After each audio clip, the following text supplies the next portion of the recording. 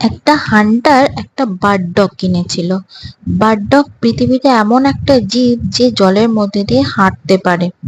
শিকারী সেটা দেখে অবাক হয়ে গেল এবং ভাবলো, এই আবার অদ্ভুত মিরাকল, এটা দেখি আমি বন্ধুদের কাছে শো অফ করতে পারবো। সে একটা বন্ধুকে ডাকলো এবং দেখালো, সারা দিন ধরে ওকে দেখালো। সে ভাবলো তার বন্ধু কোনো কমপ্লিমেন্ট করবে, কিন্তু সে কিছুই বলছিল না। বাধ্য হয়ে হান্টার তার বন্ধুকে জিজ্ঞেস করলো, তুমি কি এই বার্ড ডগের মধ্যে অদ্ভুত একটা জিনিস দেখলে?